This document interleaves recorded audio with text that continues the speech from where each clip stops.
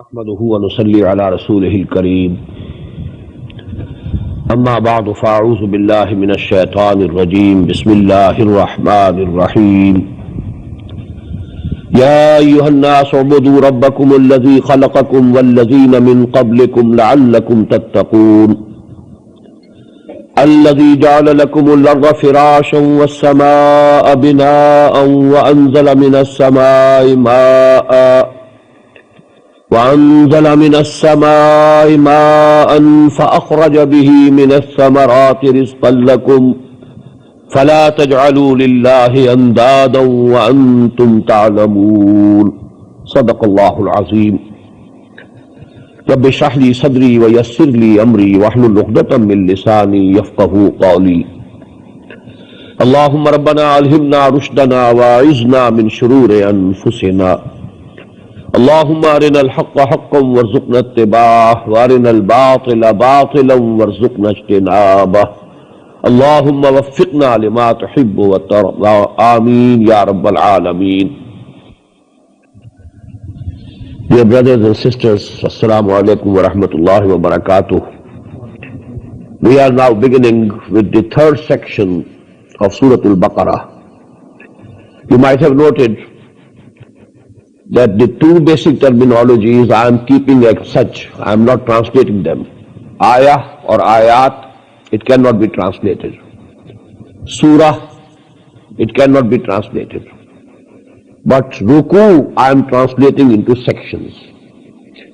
As I told you, this terminology was not present in the times of the Prophet ﷺ as well as the days of the Sahaba radiyallahu ta'ala anhum ajma'in. It was a later day addition. So we can translate. We can adopt another words also. But please note one thing, that these paras or parts, I am translating ajza also into parts. Rukus, sections. As far as the rukus go, this division seems to be very connected logically with the subject of those ayat. Very clear distinction. Very correct distinction. But as regards the paras or the parts, it's a very, what word I should say, I can't decide, but it's not at all a correct division into paras. Because even the surahs have been divided. And we find, at least in one place in Surah Al-Hijr, one ayah is in the 13th part and the rest of the whole surah is in the 14th part. So it's not a very good division. But as far as the rukus are concerned, the division is very correct and logical. Now this third section or third ruku of Surah Al-Baqarah, as I told you, gives us a gist or summary of the call of the Quran. What's the dawah of Quran? First of all, Ya ayyuhal nas, note that this call is to the whole of humanity. Ya ayyuhal nas.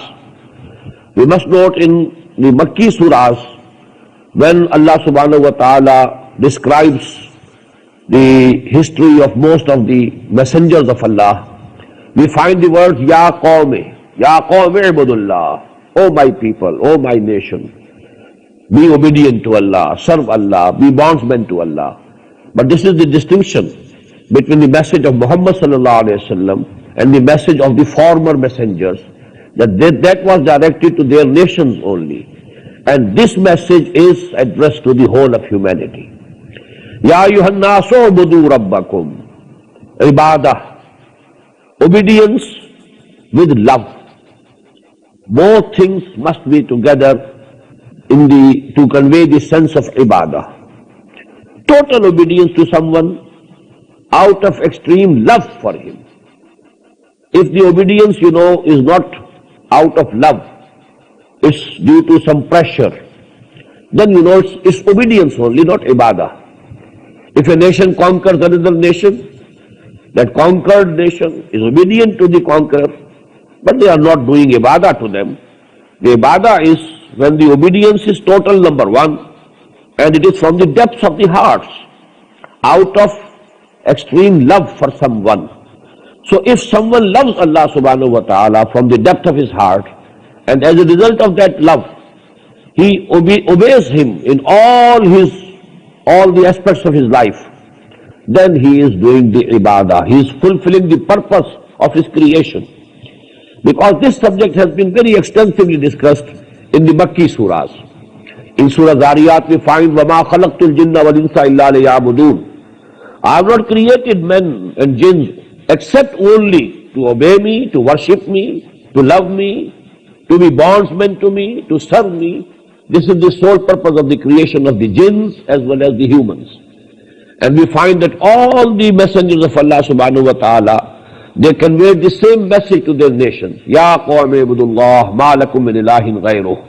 All the messengers. This was the common call of all the messengers. That is the call of Quran. The same is the call of Muhammad sallallahu alayhi wa sallam. The only difference is that they were addressing their nations only. And this prophecy of Muhammad sallallahu alayhi wa sallam, this prophethood of Muhammad sallallahu alayhi wa sallam is universal to the whole of humanity. But the essence is the same. Ubudullah. Be bondsmen to Allah. Obey Allah in all aspects of your life. Individual as well as collective. Every aspect of life should be governed by the law of Allah subhanahu wa ta'ala. Alladhi khalaqakum. Who has created you? He is your creator. He is your Rabb, your sustainer. Ubudu Rabbakum. Be bondsmen to your sustainer, to your master, to your Lord. Alladhi khalaqakum. And not only that he is your sustainer, he is your creator. وَالَّذِينَ مِنْ قَبْلِكُمْ. And he created those also who were before you. Because people generally tend to follow their forefathers.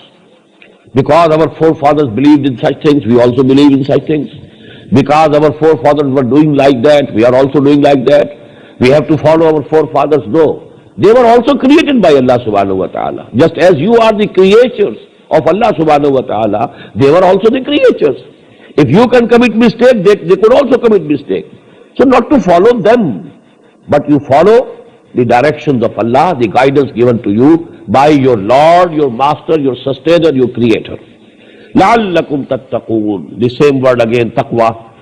So that you may become pious, you may become God-fearing. No.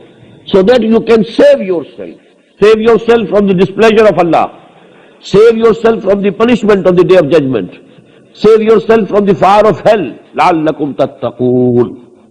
الَّذِي جَعَلَ لَكُمُ الْأَرْضَ. Who is that Allah about whom you are required to obey and to be bondsmen? He is He, الَّذِي جَعَلَ لَكُمُ الْأَرْضَ فِرَاشًا, who made this earth for you as a resting place, just as a bedding. First, so He has made this earth for you as a bedding. وَالسَّمَاءَ بِنَاءً. And then He raised the canopy of sky over you. وَأَنزَلَ مِنَ السَّمَاءِ مَاءً. And He sent down water, rain from the sky. فَأَخْرَجَ بِهِ. And then He created from the earth, brought out from the earth, مِنَ الثَّمَرَاتِ رِزْقًا لَكُمْ. The provisions for you in the form of the fruits and the grains. فَلَا تَجْعَلُوا لِلَّهِ أَنْدَادًا وَأَنْتُمْ تَعْلَمُونَ. So don't declare, don't accept with Allah anyone as rival, as equal. Nobody is equal to Allah. Nobody is like Allah. Nobody is rival to Allah. The bondsman, you have to be for Him only, nobody else. All humans are equal. Kunu ibadallahi akhwana. You should be all bondsmen to Allah subhanahu wa ta'ala and brothers to each other. Wa antum ta'lamoon.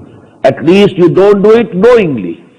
Maybe a person is mistaken and mistakenly he is doing something, that is something else. But knowingly, intentively, with intentions at least, you shouldn't do it.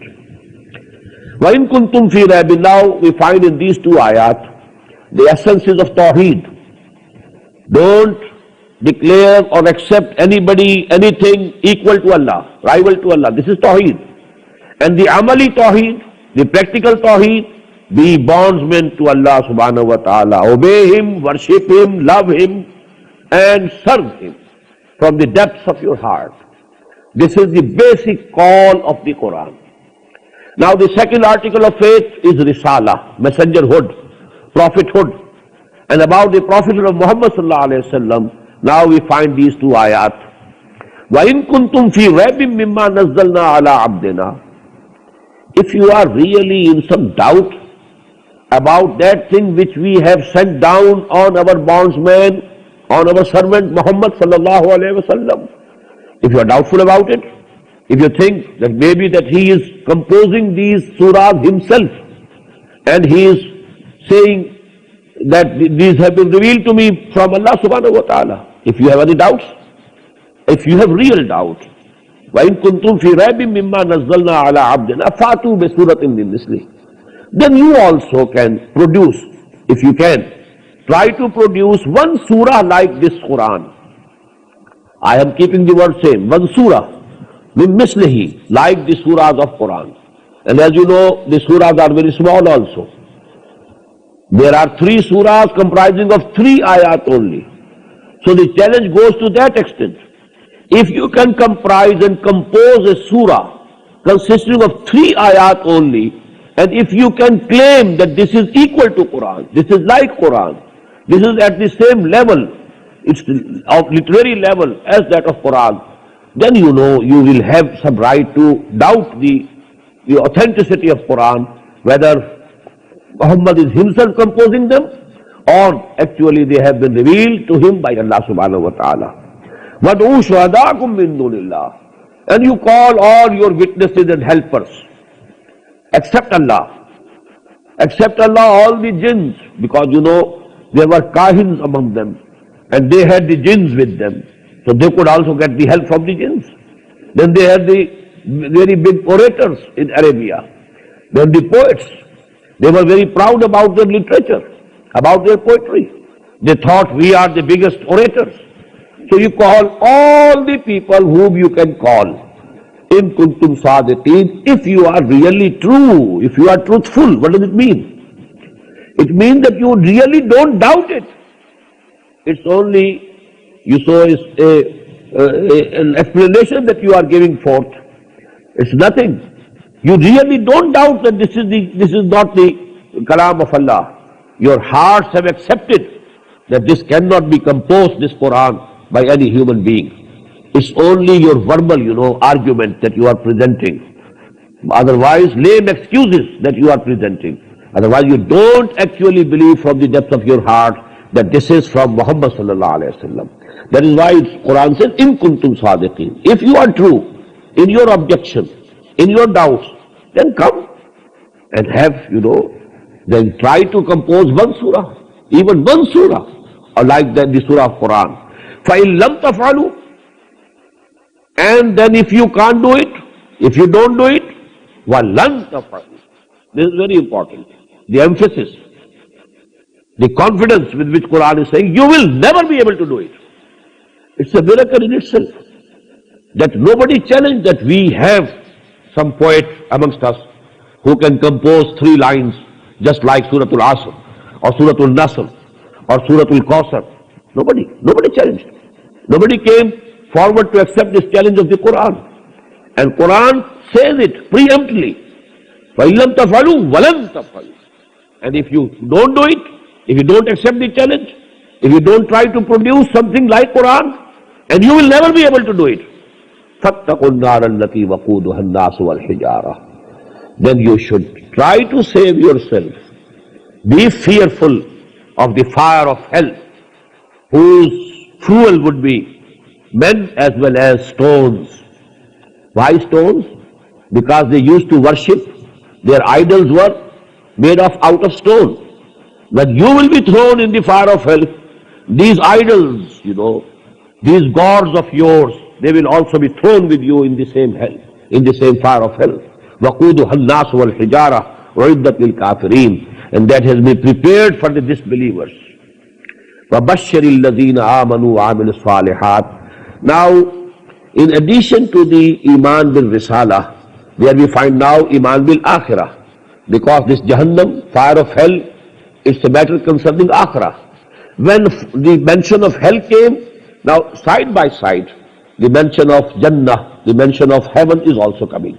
وَبَشِّرِ الَّذِينَ آمَنُوا وَعَمِلُوا الصَّالِحَاتِ. And O Muhammad sallallahu alayhi wa sallam, give good tidings to those who come to believe, and then they perform good deeds. أَنَّ لَهُمْ جَنَّاتٍ تَجْرِي مِنْ تَحْتِهَا الْأَنْهَارُ. that for them there are those gardens underneath which rivers will be flowing. كُلَّمَا رُزِقُوا مِنْهَا مِنْ ثَمَرَةٍ رِزْقًا, whenever they will be given some fruit of that garden for their food, قَالُوا هَذَا الَّذِي رُزِقْنَا مِنْ قَبْلِ, they will say, this is the same thing that we were being given before this. That what does it mean? That the fruit of Jannah, fruit of heaven, will be in form and shape. They will be like the fruit of this world. The grapes of this world, the pomegranate of this world, all these things, the dates of this world. But the taste of these very fruits of Jannah will be absolutely different. No comparison. Utubihi mutashabiha. They will be given things which will be compared to each other, resembling each other. وَلَهُمْ فِيهَا أَزْوَاجٌ مُطَهَّرَةٌ. And for them there will be wives, or some people have translated spouses.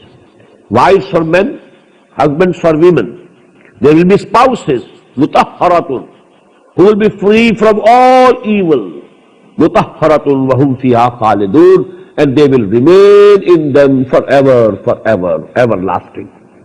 Now these are the three articles of faith to which Quran is calling. This is the basic call of the Quran. Have belief in Allah and His oneness, unity of Allah, and obey Him from the depths of your heart in all aspects of your life. Believe in Quran, believe in the prophethood of Muhammad sallallahu alaihi wasallam, and his biggest miracle is Quran. And if you have any doubts, well, accept the challenge of Quran. Come and compose even one surah just like Quran. And if you can't do it, and you will not be able to do it, so then you should fear the fire of hell. And then there is the good tidings for those who believe in Allah and they do good deeds. Now, some miscellaneous problems or phenomena. إِنَّ اللَّهَ لَا يَسْتَحْيِي أَن يَضْرِبَ مَثَلًا مَا بَعُوضَةً فَمَا فَوْقَهَا. Verily, Allah subhanahu wa ta'ala is not ashamed to set forth a parable, even of a mosquito. When you have to give a parable or a simile, actually it doesn't matter with what thing you are comparing anything. There should be some similarity, some resemblance, because always a similitude or a parable is given to explain something with relation to some another thing which is known already to a person. So there should be a connection, logical relationship between the two. Not that something should be great. If you are going to give an example for something great, then something great is to be mentioned. If you are going to give an example for something which is very small, then something small is to be mentioned. So Allah subhanahu wa ta'ala is not ashamed of giving examples even of mosquitoes. What to speak of something more if it is greater or smaller than that thing. فَأَمَّا الَّذِينَ آمَنُوا, why this has been discussed? Because all these things, the punishments in heaven and what are the blessings in the punishment in the hell and the blessings of heaven, wordings are the same which we use here. Nar, fire. But that fire of hell is not like the fire of this world. There is no comparison. In the same way, the things which we know here, Allah subhanahu wa ta'ala has given the names of the Jannah also in the same way. But there is a world of difference between the essence of both the things. Names are the same. So these are, so to say, similitudes. These are parables. إِنَّ اللَّهَ لَا يَسْتَحْيِي أَن يَضْرِبَ مَثَلًا مَا بَعُوضَةً فَمَا فَوْقَهَا فَأَمَّا الَّذِينَ آمَنُوا فَيَعْلَمُونَ أَنَّهُ الْحَقُّ مِنْ رَبِّهِمْ. So those people who believe, they know, they come to know for sure that this is haqq, this is true from their Lord, because it is actually within human beings, their ruh, their spirit, which testifies that this thing is correct. So أَمَّا الَّذِينَ آمَنُوا فَيَعْلَمُونَ أَنَّهُ الْحَقُّ مِنْ رَبِّهِمْ. They don't see that what words are being used in a simile. They look to the essence of that simile or similitude, and then they immediately come to the conclusion that verily it is from Allah subhanahu wa ta'ala. وَأَمَّا الَّذِينَ كَفَرُوا فَيَقُولُونَ مَاذَا أَرَادَ اللَّهُ بِهَذَا مَثَلًا. And those who have denied, who have refused to accept, who have declared to be kuffar, they say, they object to it. ماذا أراد الله بهذا مثلا? What has Allah intended by this parable or by this similitude? يضل به كثيرا ويهدي به كثيرا. It is in this way that Allah subhanahu wa ta'ala guides many people towards right and misguides others towards wrong. يضل به كثيرا. With this very Quran, Allah subhanahu wa ta'ala misleads many people according to their intentions, because their intentions were not pure. So from Quran also, from these parables of the Quran also, they get something, they get misguided. Instead of getting the guidance to the right path, they are misguided. They add to their misguidance from Quran also, because their intentions were not correct. And this is explained in the next ayah. وَيَهْدِي بِهِ كَثِيرًا. And but those people whose intentions are correct, who are muttaqeen, who want to save themselves from wrong and error and falsehood, and who want to save themselves from the fire of hell, they get the guidance from this Quran. وَمَا يُضِلُّ بِهِ إِلَّا الْفَاسِقِينَ. And Allah doesn't mislead or misguide except those who are rebellious in nature. Fisk means, a rebellious nature. Who are in rebellion against Allah subhanahu wa ta'ala, only them Allah misguides. As I said, it is based on the intentions, on their own inclinations. If the inclination is bad towards wrong, Allah subhanahu wa ta'ala will mislead him. If the intention is correct, if he is sincere in his intentions, then Allah will guide him. Who are those fasiqeen? The rebellious people, disobedient people. الَّذِينَ يَنْقُضُونَ عَهْدَ اللَّهِ مِنْ بَعْدِ مِيثَاقِهِ. Who break Allah's covenant after accepting that. That covenant will be discussed in Surah Al-A'raf. That when we were in the form of spirits only, or you may call souls only, there were no bodies. Allah created all human beings, but in the form of spirits only. And from those about which the Prophet has said in one of the ahadith, al-arwahu junudul mujannada. Those spirits were like armies, all the human beings which were to come in this world till the doomsday. The spirits of all were created at one time, and then Allah subhanahu wa ta'ala took a covenant from them. Alastu bi rabbikum? Qalu bala. It will be discussed in Surah Al-A'raf. Am I not your Lord, your master? And they said, yes, why not? We accept you as our Lord, our sustainer, our master. This covenant, every human being has done and confirmed with Allah subhanahu wa ta'ala, has ratified with him this treaty before coming to this world. So actually, those people who are rebelling against that covenant, after making it, after ratifying it, after accepting it, وَيَقْتَعُونَ مَا أَمَرَ اللَّهُ بِأَن يُوصَلَ. And they cut what Allah subhanahu wa ta'ala has ordered or decreed to be joined. For example, the relations, parents and the offsprings, the brothers and sisters. Now the kith and kin, this relationship should be maintained, it should be respected. But they are breaking and cutting these relations. وَيَقْتَعُونَ مَا أَمَرَ اللَّهُ بِأَن يُوصَلَ وَيُفْسِدُونَ فِي الْأَرْضِ. And they are doing mischief in this earth. أُولَٰئِكَ هُمُ الْخَاسِرُونَ. These are the people who are losers. They will be the losers. They will be in great loss on the day of judgment. كَيْفَ تَكْفُرُونَ بِاللَّهِ. A very beautiful question. Although it's not a question, it's a sign of exclamation. كَيْفَ تَكْفُرُونَ بِاللَّهِ. How do you disbelieve in Allah? How you reject Allah? How dare you reject Allah? كَيْفَ تَكْفُرُونَ بِاللَّهِ وَكُنْتُمْ أَمْوَاتًا فَأَحْيَاكُمْ. And you were dead, and then He revived you and brought you to life. Summa yumitukum. Then He will put you under death. He will make you to die. Summa yuhyikum. Then again He will bring you to life. Now this is actually a very big philosophical question of Quran. We were dead before coming to this world. What does it mean? We were not non-existent. A dead thing is an existing thing. Dead body lying, it's not living. Dead body, but it is not non-existent, it is existing. So we were existing, but in the state of death. Then Allah subhanahu wa ta'ala revived us, brought us to life. Then He will again put us to death, and then He will again revive us. Now out of these things we know this life, we know the death which is coming after this life, and then we know the resurrection, that we will be brought to life again on the day of resurrection. But the first thing, mostly people ignore it. Actually we were dead. What does it mean? We were only in the spiritual forms before coming to this world, and we were asleep. Just as in a cold storage, all the souls, the spirits of human beings were created at one time. Then Allah subhanahu wa ta'ala took a covenant from them, alastu bi rabbikum, qalu bala, and then put them to sleep. And this sleep actually is the condition of death.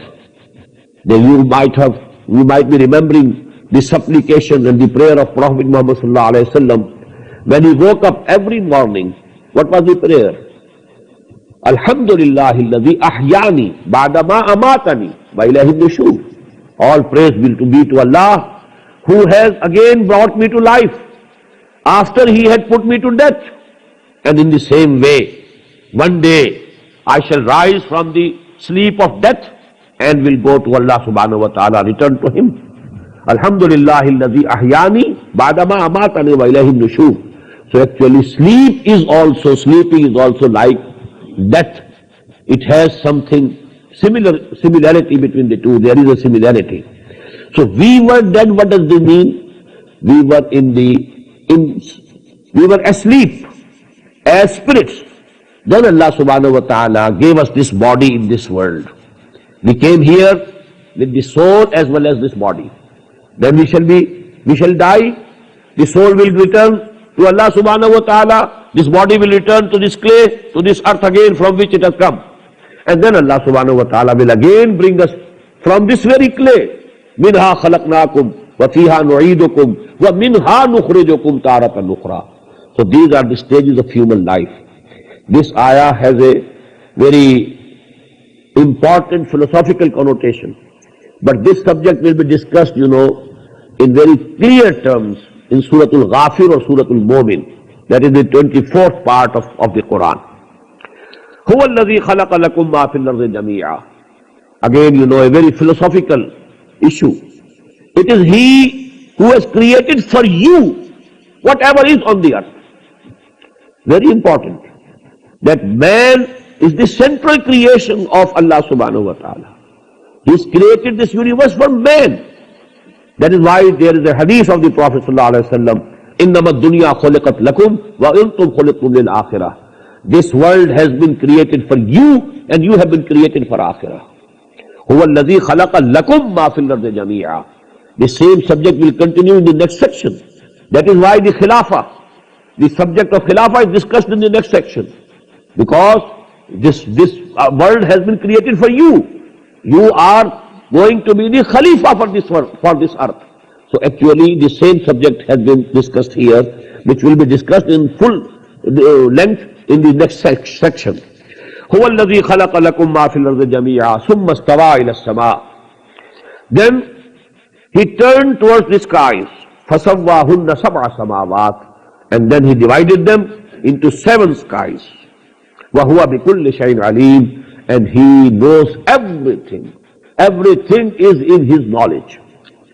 Now the next section, which I told you, is of the utmost philosophical importance. And the basic subject, first of all, is that of caliphate. وَإِذْ قَالَ رَبُّكَ لِلْمَلَائِكَةِ إِنِّي جَاعِلٌ فِي الْأَرْضِ خَلِيفَةً. And just remember the time when your Lord said to the angels, I am going to place a vicegerent on earth. قَالُوا وَتَجْعَلُ فِيهَا مَنْ يُفْسِدُ فِيهَا وَيَسْفِكُ الدِّمَاءَ. They said, you will place therein those who will make mischief therein and shed blood.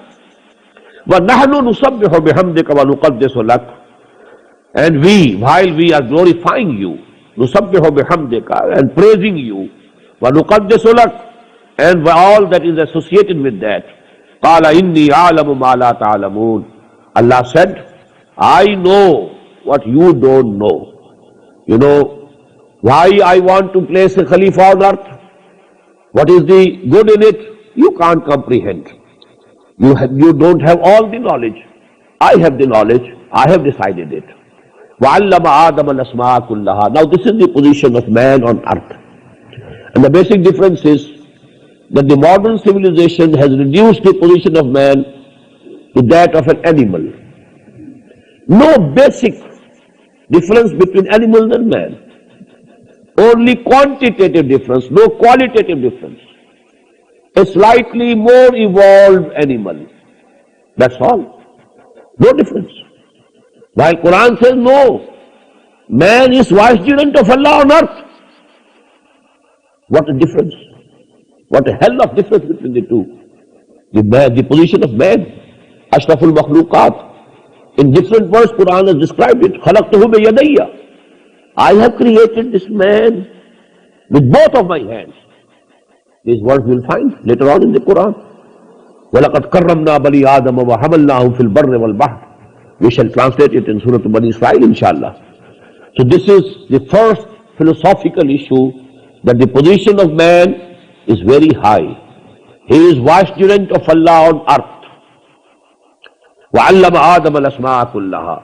Now the second issue, that the basis of this caliphate is the knowledge that Allah subhanahu wa ta'ala has given to Adam. And he taught, وَعَلَّمَ آدَمَ الْأَسْمَاءَ كُلَّهَا. He taught to Adam all the names of all the things. Now actually this human knowledge, you must know, it comprises of terms, terminologies, names. Man discovers some truth, some knowledge, and then he gives it a name. And with these names, this human knowledge progresses. With the terminology, every science, has its terminology of its own. Unless you have a full understanding, a basic understanding, a deep understanding of the basic terminology of that science, you can't comprehend it, and you can't proceed with it. So actually all human knowledge, we can say it's the knowledge of names. Allah subhanahu wa ta'ala gave Adam the knowledge of the name of everything. Potentially. Just as we say that in a seed, the whole tree is present potentially. Where from comes the tree? From the seed. Actually the seed is the representative of the whole of the tree. In the same way, potentially, all human knowledge, acquired human knowledge, scientific knowledge, technology, that was actually given potentially to Adam alayhi salatu wasalam. What does it mean? Adam was given the faculties through which he could attain all this knowledge. Inna sam'a wal basara wal fuada kullu ulaika kana anhu mas'ula. And this acquired human knowledge is progressing through these faculties of Adam alayhi salatu wasalam. فَقَالَ أَنْبِئُونِي ثُمَّ عَرَضَهُمْ عَلَى الْمَلَائِكَةِ. And then Allah subhanahu wa ta'ala showed them all those things, presented those things to the angels. فَقَالَ أَنْبِئُونِي بِأَسْمَاءِ هَؤُلَاءِ إِن كُنتُمْ صَادِقِينَ. And said, now let me know, you tell me the names of all these things if you are true in what you said. If the objection that you raised or the question that you raised, that should be a better word. Now, if it is true, now you tell me the names of all these things. قَالُوا سُبْحَانَكَ لَا عِلْمَ لَنَا. All of them said, glory be to you, you be glorified, Subhanak, لَا عِلْمَ لَنَا إِلَّا مَا عَلَّمْتَنَا. We have no knowledge except the knowledge that you gave us. And most of the Mufassirin, they say that what it means is that Allah subhanahu wa ta'ala has given to all the angels the knowledge of their own particular job. Different angels have been given different duties in this universe. And the knowledge only regarding that part of their duty, that of the universe, that knowledge is given to them, not an all-comprehensive knowledge of all the things. While man was given the faculty of getting a comprehensive knowledge of everything. So that was the basic difference. Subhanaka la ilma lana illa ma 'allamtana. This was true about Adam also. Adam could also know anything, couldn't know anything without Allah subhanahu wa ta'ala telling him the names of those things. So Allah ta'ala told him the names, and that is why he could say, and you could tell the angels the names of all the things. But here actually what the meaning is, that the knowledge, extent of knowledge of the angels is limited to the particular work or the duty assigned to them. And it's not comprehensive. While Adam was given the faculties through which who could get all comprehensive knowledge. Innaka antal alimul hakim, verily only you are the only person who knows everything and who has all the wisdom.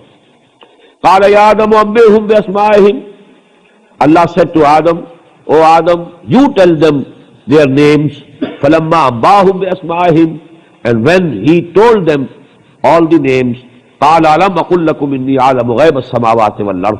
Allah said to the angels, didn't I tell you that I know all the things, all the ghayb, all the unseen realities of the skies as well as of the earth.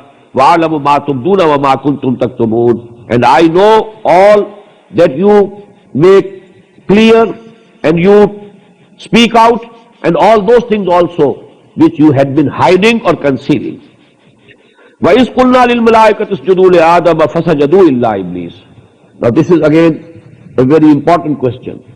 Because Adam was made the vicegerent of Allah, now all the civil service of this divine kingdom that was put under him. Because when he is the vicegerent, when there was a viceroy, British viceroy in Delhi, the whole machinery, government machinery was under him. Only Allah was above Adam, and all the angels have been put under him. They have to obey him. That is why, we have reached moon. No angel has intercepted our way, or no angel has come in the way. No, none. They have to obey us. Because we were given the faculty of knowing the hidden truths of this universe, the physical laws, the laws of the nature. We are knowing one by one. We are exploiting them. And all the angels have to obey. Even if somebody is going and committing a sin, the angels don't stop him. Because he was made the vicegerent. And he was given the option. Imma shakira wa imma kafura. He is going for committing theft. Well, let him go. Rather, we can't move even an inch. If these angels who are controlling the whole of this universe, if they don't allow, we can't walk one step. But actually now, all the angels, the whole civil service of this universal government has been put under Adam. And as a symbolic, phenomenon, now they were asked and they were ordered to prostrate before Adam. وَإِذْ قُلْنَا لِلْمَلَائِكَةِ اسْجُدُوا لِآدَمَ فَسَجَدُوا إِلَّا إِبْلِيسَ. And remember the time when we said to the angels, bow before Adam, prostrate before Adam. فَسَجَدُوا. And they all prostrated. And at one place we shall find فَسَجَدَ الْمَلَائِكَةُ كُلُّهُمْ أَجْمَعُونَ. All the angels, all of them, they prostrated before Adam. Illa Iblis, excepting Iblis. Now here, somebody can doubt that Iblis was also an angel. Because when these words, if we keep them before us, فَسَجَدَ الْمَلَائِكَةُ فَسَجَدُوا إِلَّا إِبْلِيسَ. All the angels, they prostrated except Iblis. So it appears, apparently, that Iblis was also from the angels. It's not so. Because in Surah Al-Kahf, and that is Makki Surah, it has been made clear. كَانَ مِنَ الْجِنِّ فَفَسَقَ عَنْ أَمْرِ رَبِّهِ. He was from among the jinnat. He was a jinni. But he was very knowledgeable, he was very pious. And because the jinns were created out of fire, and the malaika, the angels were created out of nur, light. And fire and light, they are very close to each other. In Arabic, nur and nar, they are very close in root. Nur and nar, waw and alif, and they are huruf illah. And these huruf illah, they get interchanged. So nur and nar are very close to each other. Malaika from nur.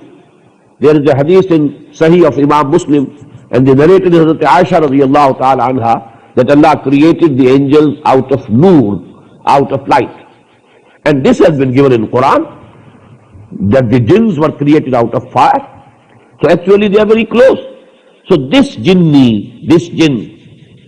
he was very pious and he was very knowledgeable and he was very close to the angels, and so he was also supposed to prostrate along with the angels. But he aba wastakbara wa kana min al-kafirin. He refused and he took to pride and became proud of him, and he was among the disbelievers and against disobedient people. وَقُلْنَا يَا آدَمُ اسْكُنْ أَنْتَ وَزَوْجُكَ الْجَنَّةَ. And we said to Adam, O Adam, now dwell you and your wife, Al-Jannah, in the garden. Now which garden is it? Is it the garden of heaven, or it was some garden on this very earth?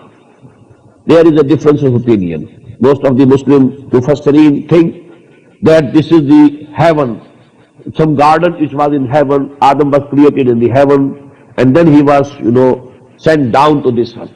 This is the general perception. But Bible, Injil says that this garden was on this very earth. And Eden, this garden of Eden, somewhere in this area which is now inhabited by the Kurds. This is an elevated, area. And here they say it was a place where Adam and Hawa, alayhim as-salam, were kept.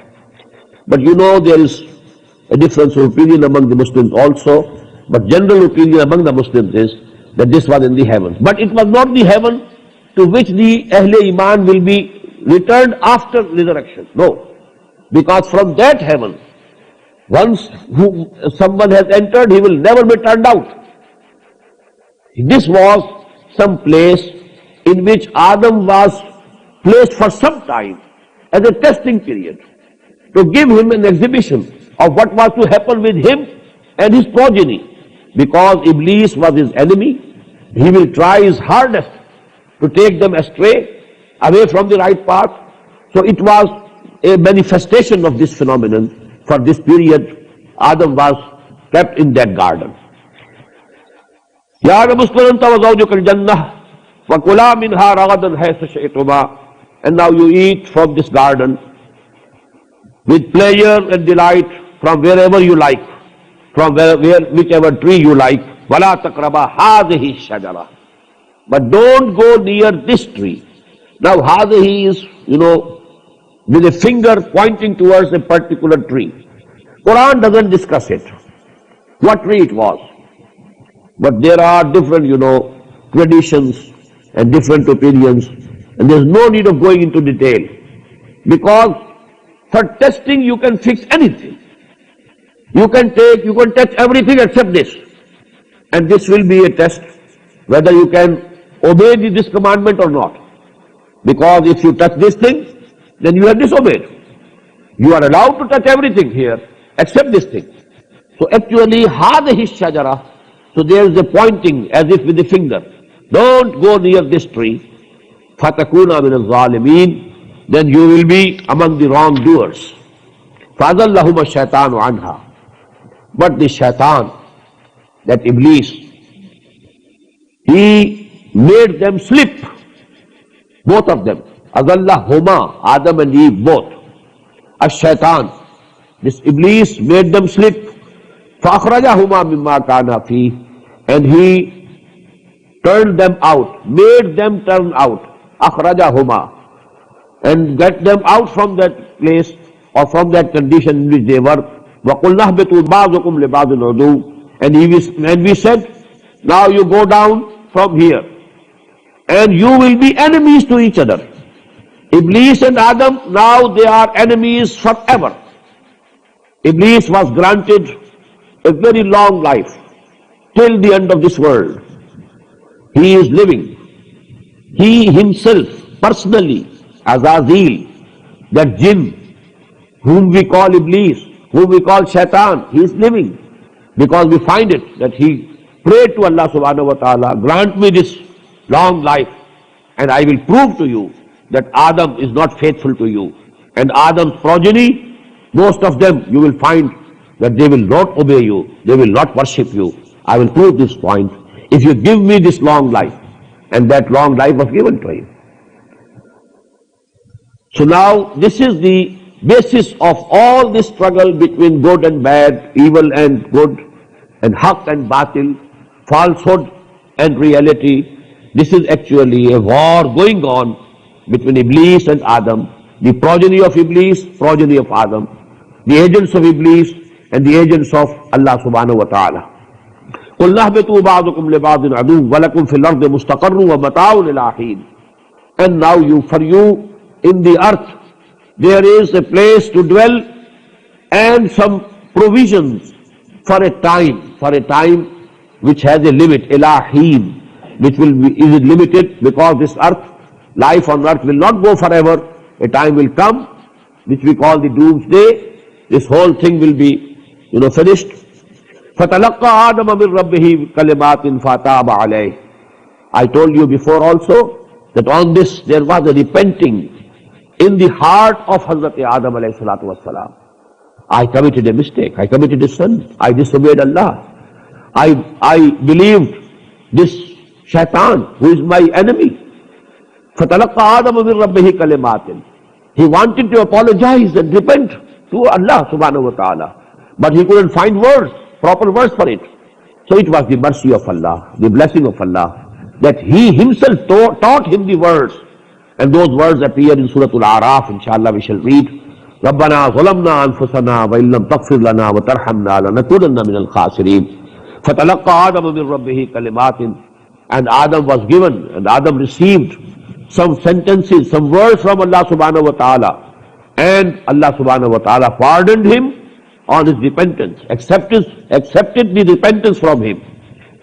إِنَّهُ هُوَ التَّوَّابُ الرَّحِيمُ. Yaqinan, verily, He is the acceptor of tawbah and repentance, and He is merciful. قُلْ نَهْبِطُوا مِنْهَا جَمِيعًا. And we said, now go down all of you from here.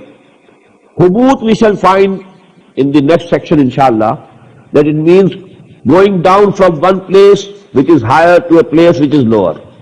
And this word is used for settling down also. From Bedouin life to settled life in towns and cities, this is also hubut. This will come in Quran in the next inshallah hour. قُلْ نَهْبِطُوا مِنْهَا جَمِيعًا فَإِمَّا يَأْتِيَنَّكُم مِّنِّي هُدًى. Now whenever there comes some guidance to you from me, فَمَنْ تَبِعَ هُدَايَ. So whosoever will follow and obey my guidance, فَلَا خَوْفٌ عَلَيْهِمْ وَلَا هُمْ يَحْزَنُونَ. There will be no fear for them, nor shall they grieve. وَالَّذِينَ كَفَرُوا وَكَذَّبُوا بِآيَاتِنَا. As for those who disbelieve and belie our ayat, our signs. Now these are two words. Kafaru, disbelieve. وَكَذَّبُوا, belie. You say it is a lie. And those who disbelieve and belie our ayat, أُولَٰئِكَ أَصْحَابُ النَّارِ. They are the people of fire, whom فِيهَا خَالِدُونَ, and they will dwell in it forever. Now, as I told you, number one, in this section we find the position of man on earth. He is the vicegerent of Allah on earth. He has been given the command even over the angels. All the angels prostrated before him. So he has the authority here. He can do whatever he likes. Number three, he was given the faculties of acquiring knowledge of everything. This knowledge, is going, to those dimensions which are astonishing. Let me quote here a couplet from Allama Iqbal. عروج آدم خاکی سے انجم سہمے جاتے ہیں کہ یہ ٹوٹا ہوا تارا مہ کامل نہ بن جائے. This man created of clay, where he is going, where he has reached, actually it is out of that knowledge, that faculty of knowledge, acquired knowledge. But in the end is the mention of the revealed knowledge. إِمَّا يَأْتِيَنَّكُم مِّنِّي هُدًى. So these are two types of knowledge. One is the acquired knowledge, the scientific knowledge that we acquire through our senses, our intellect, our reasoning. The other is the given knowledge, the revealed knowledge, which comes through revelations, inspirations, through Anbiya, through prophets, these books of Allah subhanahu wa ta'ala. This is the second knowledge. Al-ilmu ilman. These are the two types of knowledge which we should understand discreetly, separately from each other. One knowledge is acquired through those faculties which were given to Adam alayhi salatu wassalam, and the other knowledge is given through wahi, through the prophets and messengers of Allah subhanahu wa ta'ala. So in the beginning was the mention of the first knowledge, and in the end of this section is the mention of the second knowledge. فَإِمَّا يَأْتِيَنَّكُم مِّنِّي هُدًى فَمَن تَبِعَ هُدَايَ فَلَا خَوْفٌ عَلَيْهِمْ وَلَا هُمْ يَحْزَنُونَ وَالَّذِينَ كَفَرُوا وَكَذَّبُوا بِآيَاتِنَا أُولَٰئِكَ أَصْحَابُ النَّارِ هُمْ فِيهَا خَالِدُونَ. Now here the four first sections of this surah, they have been completed. I told you they are tamheedi. They are preliminary discussions. Now starts the section of 10 continuous sections of this surah, in which we find a direct address to Bani Israel, the former Muslim Ummah. Out of these 10 sections or 10 rukus, you can divide them into two. Now this analysis is very important because you can keep these things, in your mind through this analysis. The first section, comprising of 7 ayat, is very important because this is the section of da'wah. Bani Israel are being called to accept the message of the Prophet of Muhammad sallallahu alaihi wasallam. But from the second, or you should say from the 6th section till the 15th or the 14th, that is actually so to say, charge sheet, a continuous charge sheet against that ummah. You did this thing wrong, you did this thing wrong, you broke the covenant here, you broke the promises with Allah there, and you created new things in your deen. You are having wishful thinking about the akhirah. All these things, a continuous charge sheet against them, on the basis of which they were deposed from that position which was held by them for 2000 years, being the representatives of Allah on earth. And then the Ummah of Muhammad sallallahu alaihi wasallam was to be installed in the place of that former Ummah. So now this section, inshallah, we shall read, and that is 7 ayat which are very important. Ya Bani Israel, azkuru ni'mati allati an'amtu alaykum wa awfu bi'ahdi ufi bi'ahdikum wa iyaya farhabun. O sons of Israel, Bani Israel, sons of Israel, O children of Israel. Israel is actually the laqab, title of Hazrat Yaqub alayhi salatu wassalam. In Hebrew language, Israel means Abdullah, bondsman of Allah. Israel, Il is for Allah, Israel is for Abd. So Abdullah and Israel, they are the same. Abdullah in Arabic, Israel in Hebrew. Ya Bani Israel, azkuru ni'mati allati an'amtu alaykum. O sons or children of Israel, remember my favor which I bestowed upon you, and fulfill your obligations of my covenant, so that I fulfill my obligations of your covenant with you. Ya Bani Israel, azkuru ni'mati allati an'amtu alaykum wa awfu bi'ahdi ufi bi'ahdikum wa iyaya farhabun, and fear nobody except me. Now this is the call given to Bani Israel. What was the covenant? That we shall read in ayah number 157 of Surah Al-A'raf. That they were, Hazrat Musa alayhi salam, he prayed for mercy for his nation, for his people, Bani Israel, forever. Allah said, my real mercy will be reserved for those of you who will believe in Muhammad sallallahu alayhi wa sallam, al-Nabi al-Ummi, al-Rasul al-Nabi al-Ummi, who will come to them, and about whose signs they will be mentioned in Torah with them. Whosoever will believe in him and help him, then actually the best mercy will be reserved for those people. Awfu bi ahdi. Now you must fulfill the obligation that you made the covenant with me, so that I fulfill my part of the covenant. Wa amanu bima anzaltu musaddiqan lima ma'akum. And believe in what I have sent down, that is Quran. Musaddiqan lima ma'akum, which testifies and confirms that which is with you. It is confirmed. Quran confirms that Torah was given to Hazrat Musa alayhi salatu wasalam. It is a divine book. It was given, it is divine guidance. So it is confirming that which is with you. وَلَا تَكُونُوا أَوَّلَ كَافِرٍ بِهِ. And don't become the first kafirs and disbelievers. You should be the first to believe. You should be the first to accept him, not to deny him, not to refuse to accept him. وَلَا تَشْتَرُوا بِآيَاتِ ثَمَنًا قَلِيلًا. And don't purchase and don't accept very tiny prices, very low price for what I have given you from these ayat, thamanan qalila. وَإِيَّايَ فَاتَّقُونَ, and have fear only of me. وَلَا تَلْبِسُوا الْحَقَّ بِالْبَاطِلِ, and don't mix falsehood with truth. Now, تَلْبِسُوا الْحَقَّ, libas, what is libas?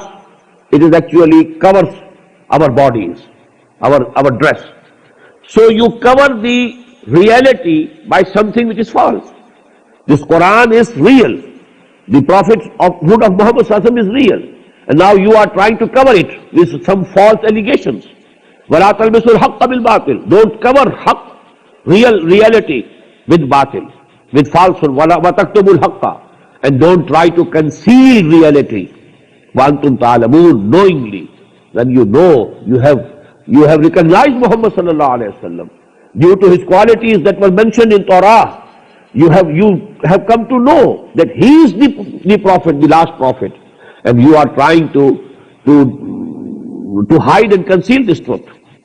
وَأَنْتُمْ تَعْلَمُونَ, don't do it knowingly. وَأَقِيمُوا الصَّلَاةَ وَآتُوا الزَّكَاةَ, and establish the prayers. These have all been, all the Sharia that Allah subhanahu wa ta'ala gave to any of his messengers. The integral part has been salah. You must have some prayers. Although the forms have been different, then rules and regulations have been different, number of prayers have been different, but it has been an integral part of all divine shari'ahs that there was namaz, there was salah, wa'aqimus salah, wa'atus zakah, and pay the charity, that is compulsory charity. وَارْكَعُوا مَعَ الرَّاكِعِينَ, and bow before Allah along with those who are bowing. Now this is actually a very good, pointing towards the Muslims. You see the Muslims in this very city. You are dwelling in Medina. In your own city now, Muhammad and his companions, they are prostrating before Allah subhanahu wa ta'ala in a congregation. Go and join that congregation. They are making ruku, they are making sajda, they are prostrating, they are bowing before Allah subhanahu wa ta'ala. Why are you keeping away? وَارْكَعُوا مَعَ الرَّاكِعِينَ أَتَأْمُرُونَ النَّاسَ بِالْبِرِّ, do you enjoin and order people towards goodness, good virtue, وَتَنْسَوْنَ أَنفُسَكُمْ, and you just forget yourself. All the sermon is for others, not for you. All the good things and good deeds are for others, not for you. أَتَأْمُرُونَ النَّاسَ بِالْبِرِّ وَتَنْسَوْنَ أَنفُسَكُمْ وَأَنْتُمْ تَتْلُونَ الْكِتَابَ, and you are reading the book of Allah. This character of yours, how it is absolutely opposite, contradictory to the book of Allah that you read and you believe in. أَفَلَا تَعْقِلُونَ, don't you understand? وَاسْتَعِينُوا بِالصَّبْرِ وَالصَّلَاةِ, and seek help with patience and prayers. وَإِنَّهَا لَكَبِيرَةٌ, and these prayers is definitely very hard, except on those إِلَّا عَلَى الْخَاشِعِينَ, who have really submitted themselves to Allah subhanahu wa ta'ala. الَّذِينَ يَظُنُّونَ أَنَّهُمْ مُلَاقُو رَبِّهِمْ, those who believe that they will have to meet their Lord, وَأَنَّهُمْ إِلَيْهِ رَاجِعُونَ, and that they have to return to Him anyhow. بارك الله لي ولكم في القرآن العظيم ونفعني وإياكم بالآيات والذكر الحكيم.